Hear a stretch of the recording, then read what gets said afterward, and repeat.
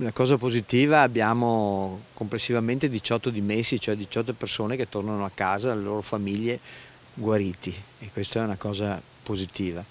Poi abbiamo 2 decessi, purtroppo non collegati alla geriatria, sono 2 persone che arrivano dal territorio, quindi non conosciute ovviamente dall'ospedale, che sono entrati in situazioni critiche. È stato fatto il tampone e presentavano appunto una polmonite e sono stati messi in malattie infettive, e purtroppo dopo un paio di giorni, 3-4 giorni, avevano avuto questa complicanza e c'è stato il decesso.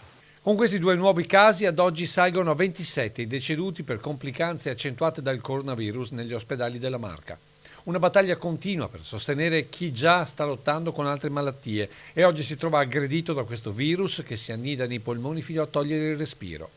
Per questo servono più letti nelle terapie intensive. Noi abbiamo ovviamente seguito le disposizioni della Regione Veneto e abbiamo attrezzato, e devo ringraziare tutti gli operatori perché nel giro di neanche di una giornata sono riusciti ad approntare all'interno delle sale preparatorie della chirurgia, della terza chirurgia, 7 posti letti nuovi di terapia intensiva, per cui noi siamo pronti, speriamo non servano, ma in ogni caso per ogni evenienza abbiamo i posti in terapia intensiva. Una lotta continua contro il tempo per il picco del contagio in Veneto previsto per la fine del mese di marzo. A oggi come siamo in terapia intensiva? A posti occupati e posti liberi?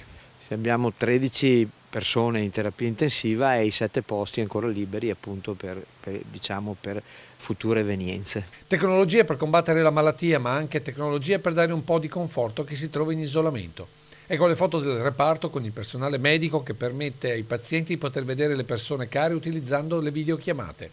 3 i telefoni messi a disposizione dall'ULSS 2 che hanno permesso a tanti anziani di poter vedere e parlare con figli e nipoti.